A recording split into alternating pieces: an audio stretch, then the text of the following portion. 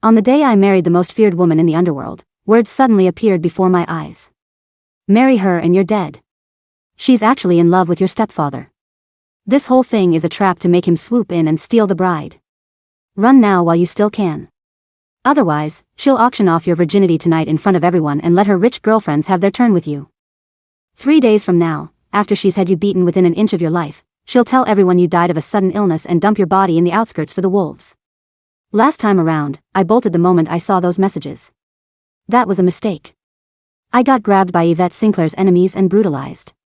Meanwhile, my stepfather took my place in the wedding car and became the crime boss's pampered husband.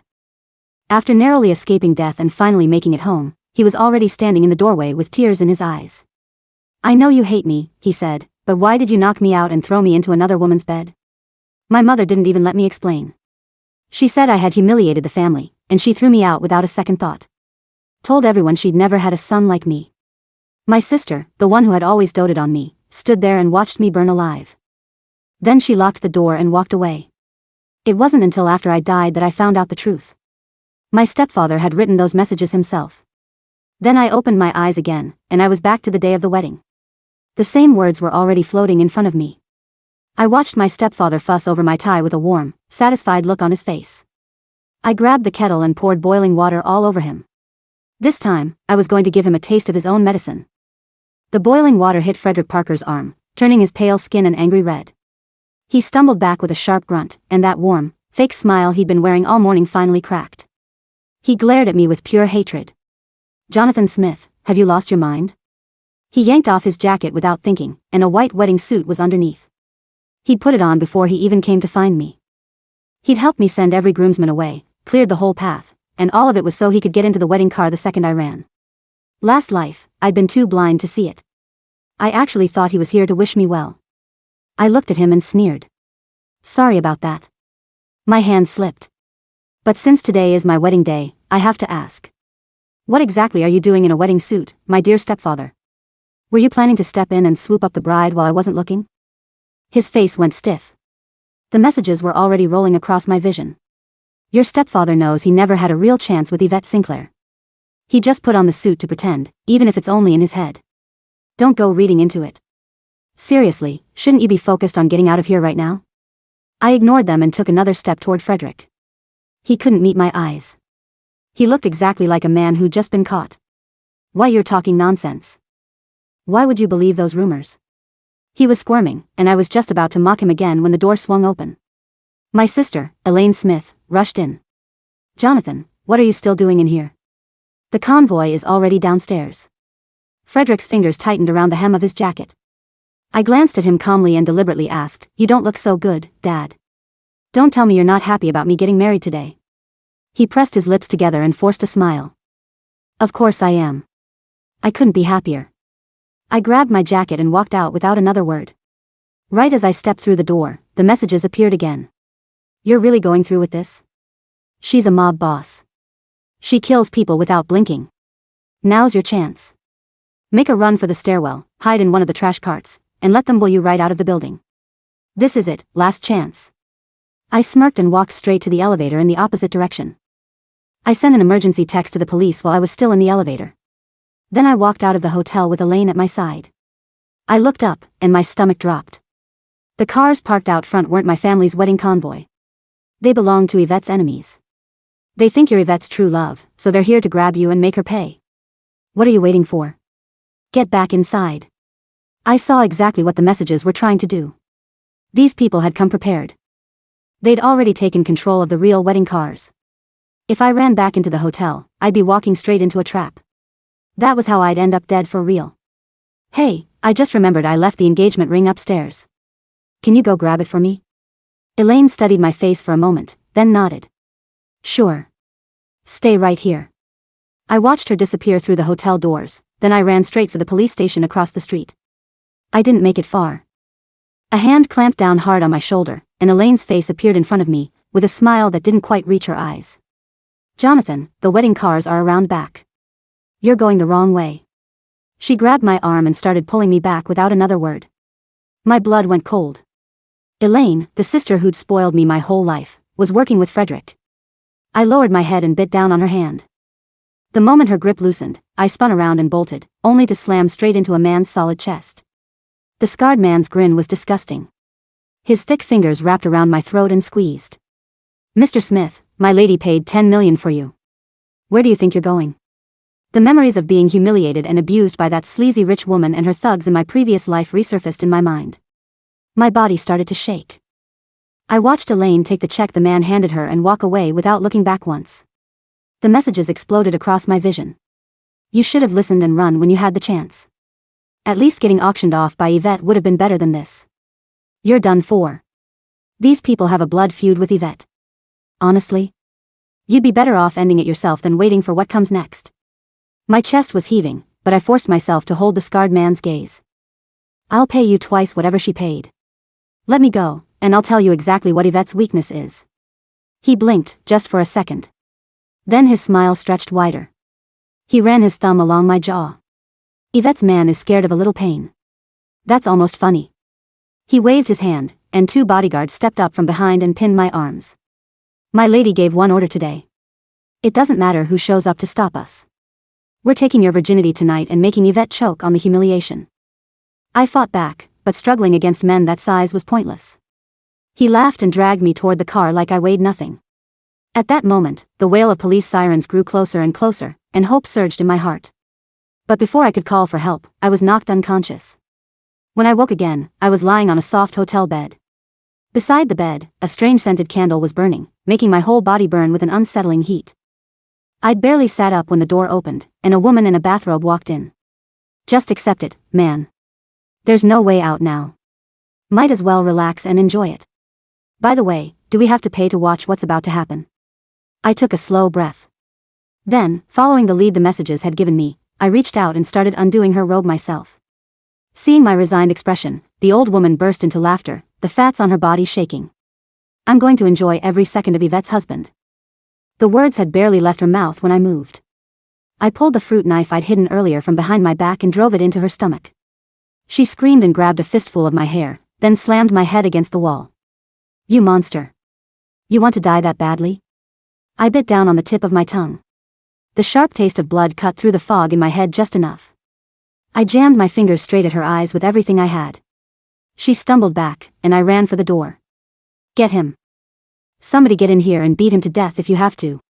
The woman's furious screams echoed behind me, and my consciousness began to fade. I hadn't even managed to take 2 steps before I collapsed into a soft, fragrant embrace. At the same time, a few gunshots rang out behind me. In the blink of an eye, all the people chasing me had already been taken out. I forced my eyes open and tried to make out the woman holding me, but the heat crawling through my body kept dragging my mind under. All I could do was fist my hand in her collar and rasp out the only words I had left. "Help me. Please." When I came back to myself, I was home. My mother's palm cracked across my face before I could say a word. She slapped the table hard, again and again. "You worthless boy. You let someone steal you away on your own wedding day. You could have at least had the decency to die out there. Instead, you crawl back here and expect me to look the Sinclair family in the eye? You've destroyed every shred of dignity this family had." Frederick rubbed my mother's back and shook his head at me with a look of quiet disappointment. "Jonathan, if you didn't want to marry Yvette, you should have said so from the beginning. How could you let someone just take you like that? Now the whole city's talking about us. We're a joke." Elaine stood off to the side and said nothing. She knew exactly what had happened, and she just stood there like it had nothing to do with her. I pulled in a slow breath and kept my voice steady. "I didn't do anything. I was set up." "Set up?" My mother hurled a cup at my head. "Look at yourself. Look at what's all over your neck and chest. And you want to stand there and tell me you were set up?" I looked down. Red marks trailed from my collar all the way down to my chest, which made it impossible to pretend nothing had happened. It wasn't a dream. My mind went blank. The messages were already racing past. "The more you explain right now, the worse it looks. Just point the finger at Frederick.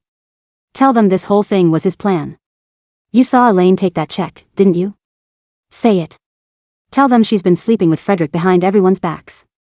Tell them they're working together to take the family's money and they framed you to get you out of the way." My eyes went wide.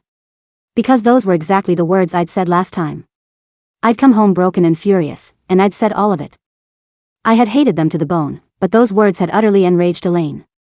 She locked me away in solitary confinement and later burned me alive.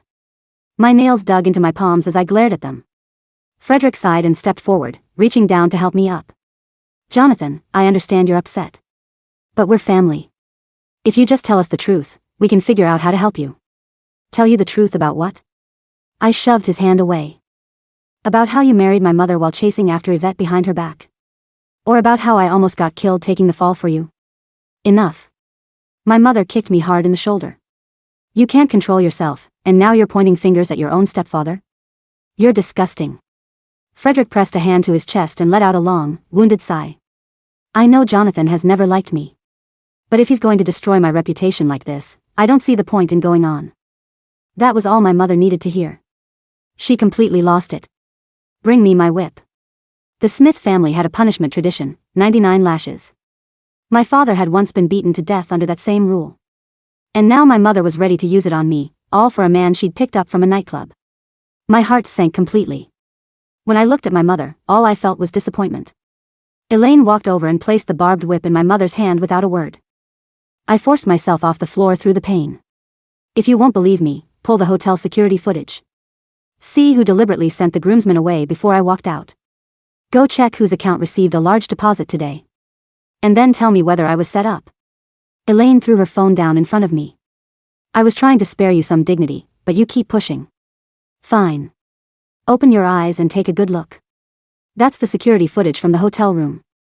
Go ahead and tell me the person in that video isn't you. The video played. The sounds that came out of that phone filled the whole room. And the man pinned beneath the woman, face slack with pleasure, was me. No. That video is fake. I screamed it and hurled the phone at the wall. The sound stopped. Elaine let out a short, cold laugh. The hotel staff said you used 3 condoms. We have physical evidence and witnesses. You still want to keep lying? My mother brought the whip down across my shoulder. You shameless, disgusting boy.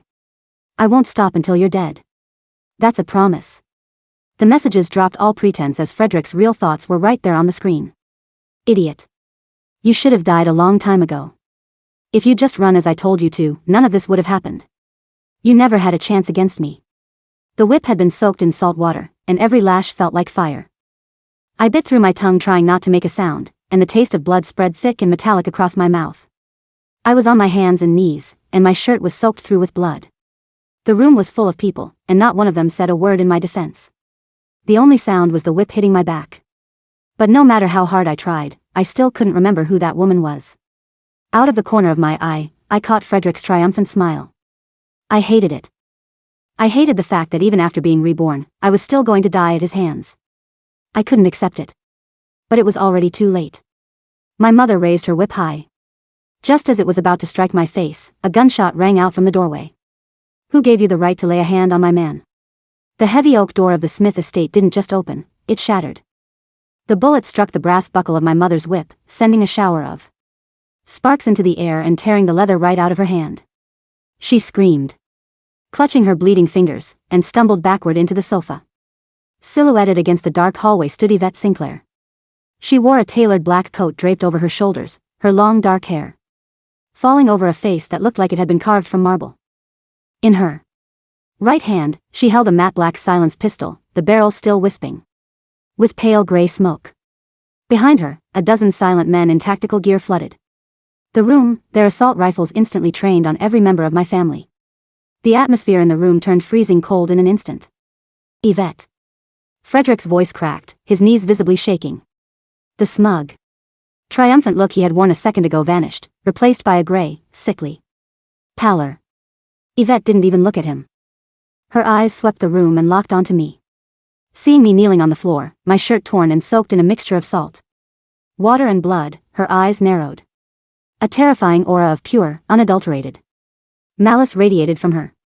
I ask again, Yvette said, her voice quiet, smooth, and deadlier than a blade. Who gave you the right to touch my husband? My mother, despite her terror, tried to leverage her status. Yvette, you don't understand. This boy is shameless. He cheated on you on your wedding day. He was caught in a hotel room with. Bang! Another shot chipped the plaster just an inch from my mother's ear. She shrieked and threw her hands over her head, collapsing to the floor. If you speak another word without my permission, the next one goes between your eyes, Yvette said coldly. She walked over to me, her high heels clicking softly against the hardwood floor. Each step sounded like a countdown to execution. She knelt down beside me, ignoring the blood and dirt, and gently placed a hand on my chin, lifting my face. Are you all right? She murmured. Her voice, previously cold enough to freeze water, now carried a strange, quiet warmth. I looked into her deep, dark eyes and managed a weak nod. I'm fine. But they set me up. I know, she whispered, her thumb gently brushing away a streak of blood from my cheek. I'm here now. No one will hurt you again. Suddenly, right before my eyes, the translucent messages flared to life again. Glowing and angry, flickering red. Danger. Danger. Yvette Sinclair is a psychopath. She's lying to you. She's only acting sweet so she can take you back to her mansion and torture you slowly for embarrassing her. Run. Grab the gun from her belt and run. I stared at the text. It was desperate. Unstable. And then, I noticed something. The text wasn't just floating anymore. It was glitching. In the bottom right corner of my field of vision, a tiny string of code flickered. Signal source, local transmitter. Strength, strong. Target ID, Frederick Parker. A cold realization washed over me. It's not a system. It's a neural broadcast.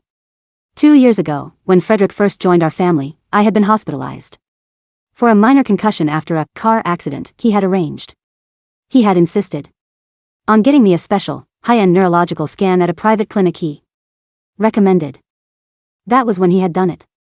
He had secretly implanted a micro-optic receiver in my visual cortex, allowing him to project text directly onto my optic nerve via a local transmitter.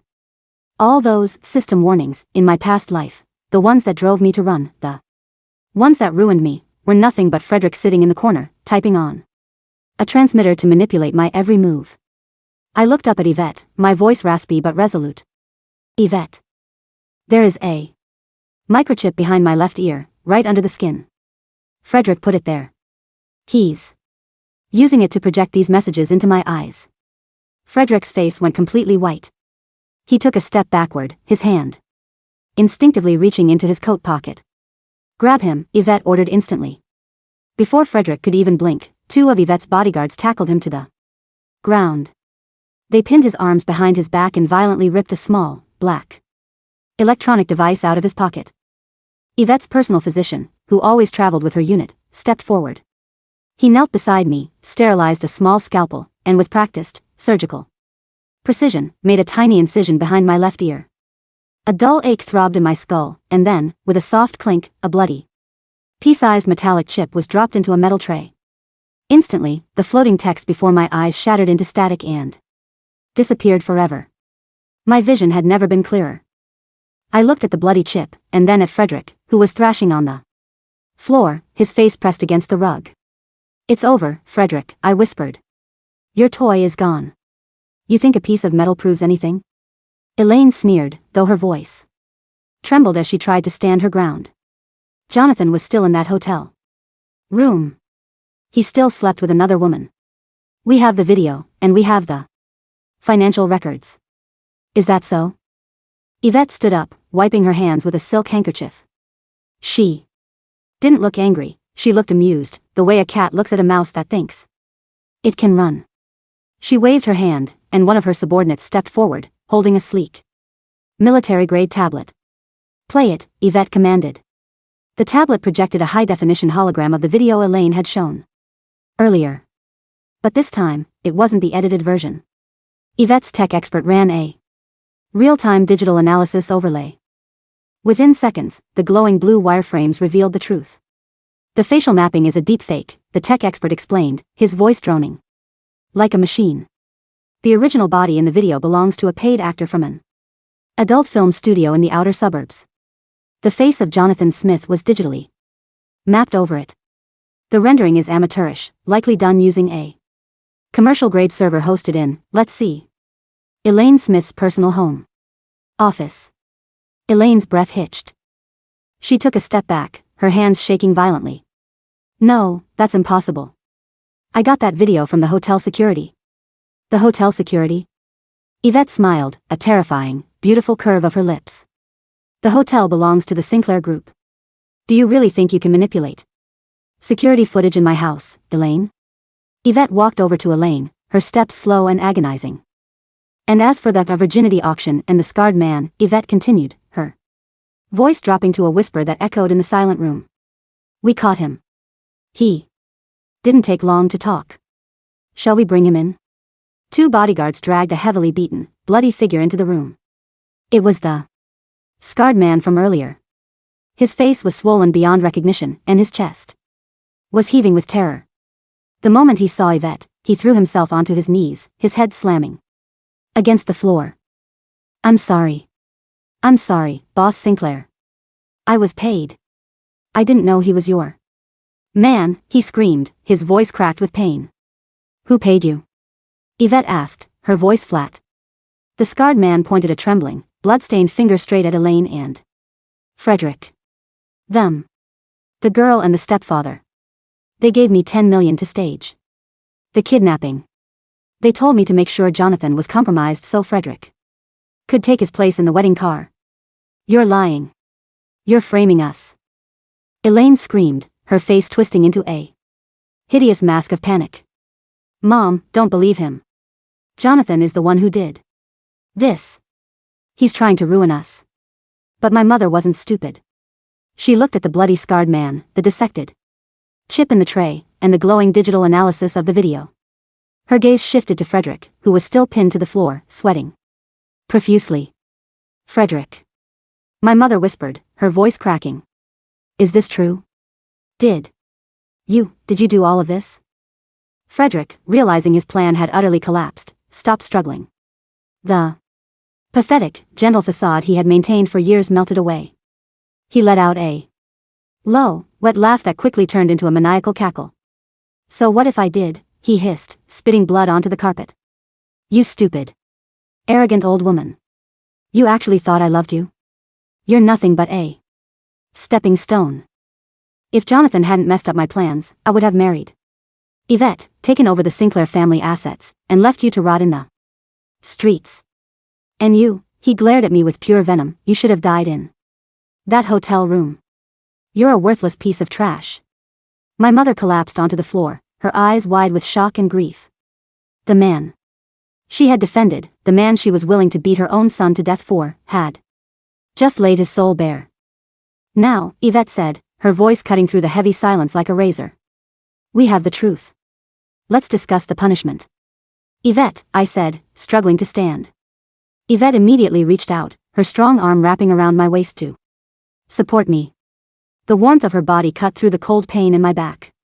Let me handle them, I whispered, looking into her eyes. This is my family's mess. I want to clean it. She studied my face for a long moment, searching for any sign of weakness.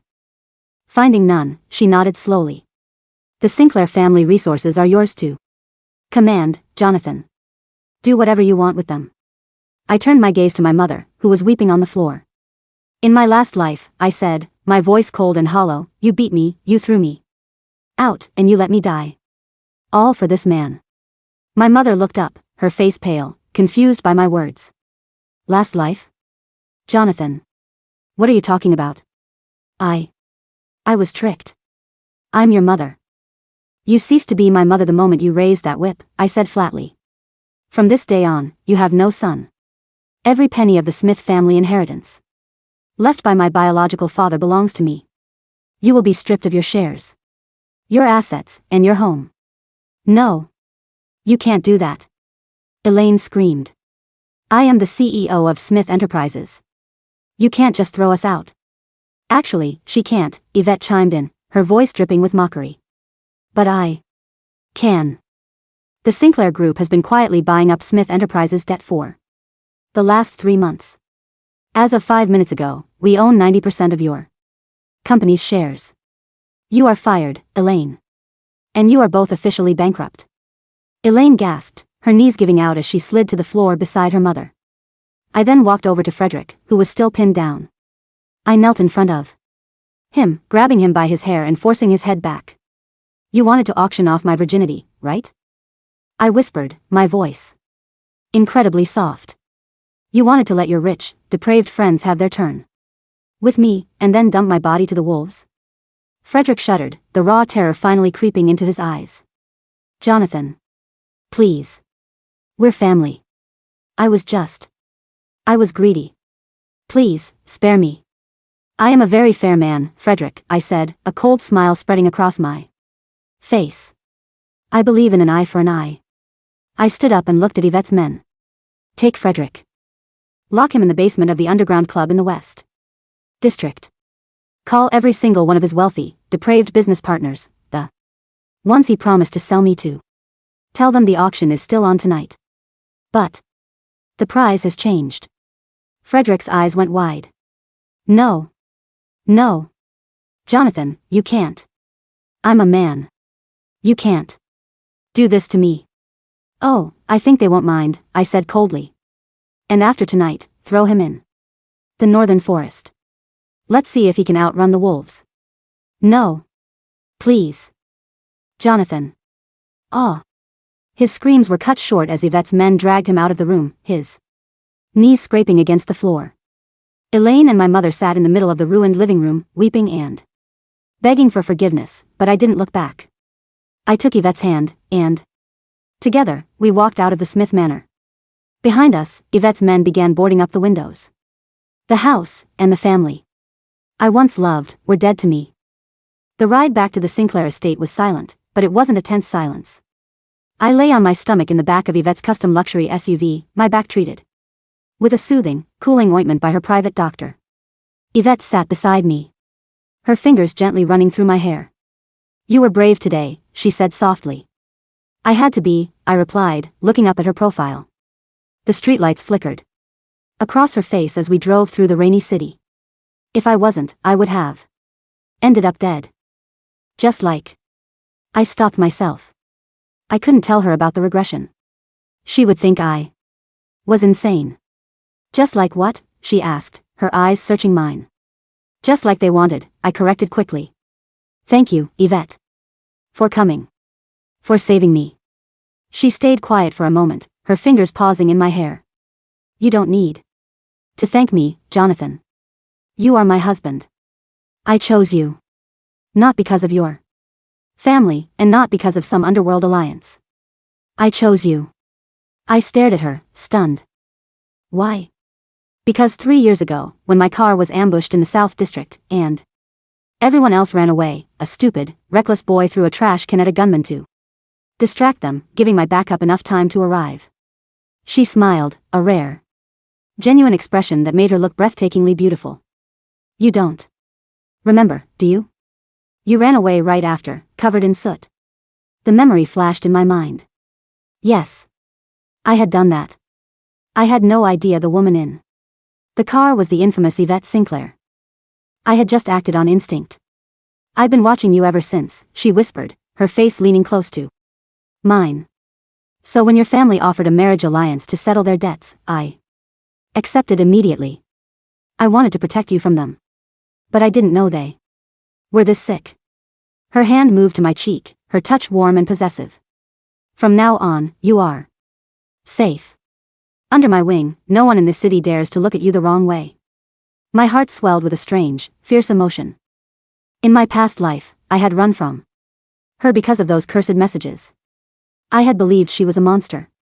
But the real monster had been sitting at my dinner table, while the woman who truly cared for me was waiting at the altar. I won't run again, Yvette, I said, my voice steady. I'm yours. She smiled, her eyes darkening with a fierce, burning passion. Good. Because even if you tried, I wouldn't let you. Within 3 days, the downfall of the Smith family was the talk of the entire underworld and high society. With the Sinclair Group's backing, I ruthlessly liquidated every single asset belonging to Smith Enterprises. The company was dismantled, its intellectual property sold to competitors, and its physical properties auctioned off. My mother and Elaine were evicted from the manor on a cold, rainy morning. I watched from the tinted window of my Rolls-Royce as they stood on the sidewalk, clutching a few cardboard boxes of their remaining personal belongings. My mother looked 10 years older, her hair disheveled, her expensive Clothes replaced by cheap, worn-out jackets. Elaine looked hollow, her eyes red from crying. She saw my car and tried to run toward it, but Yvette's bodyguards immediately blocked her path. Jonathan. Please, she screamed through the rain. I'm your sister. We grew up together. How can you be this cruel? Cruel? I rolled down the window just an inch, letting the cold air in. When you locked me in that burning warehouse in my last life, I whispered. Though she couldn't hear me, did you think about the fact that we grew up together? I rolled the window back up. Drive, I commanded the chauffeur. The car pulled away, splashing muddy water over their cardboard boxes, ruining the last of their earthly possessions. They were left with nothing. No money, no status, no future. They would spend the rest of their lives in poverty, a fitting punishment for their betrayal. As for Frederick, the news from the West District was grim. He had survived the night of the auction, but only barely.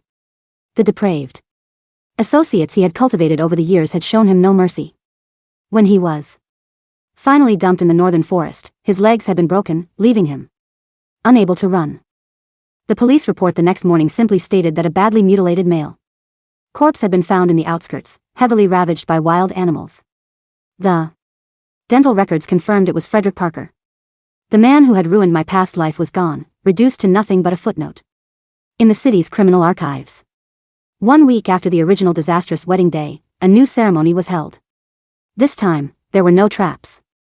There was no Frederick hovering over my tie, no Elaine whispering poison in my ear, and no system flashing warnings in my eyes. The grand cathedral of the Sinclair family was filled with the most powerful figures of the underworld, all dressed in formal black. The atmosphere was solemn, respectful, and grand. I stood at the altar, wearing a flawless black velvet tuxedo. My back had healed completely, leaving only faint, silvery scars that served as a reminder of the past I had conquered. The heavy doors of the cathedral opened, and the crowd gasped. Yvette walked down the aisle. She wore a stunning crimson wedding dress, the train stretching 10 yards behind her like a river of blood. She looked majestic, a true queen of the dark, her veil lifting slightly to reveal her radiant, piercing eyes. As she reached the altar, she didn't wait for the priest to speak. She stepped close to me, her hand wrapping around mine, her grip firm and unyielding. Are you ready, Jonathan? She murmured, a smirk playing on her lips. I looked out at the crowd of powerful bosses, all of whom were bowing their heads to us. I looked at the woman beside me, who had given me the power to reclaim my life, my dignity, and my future. I've never been readier, I replied. We exchanged rings, not of gold, but of polished black titanium, matching the dark empire we now ruled together. As we kissed, the crowd erupted into a roar of applause and gunshots fired into the air, the traditional salute of the Sinclair family.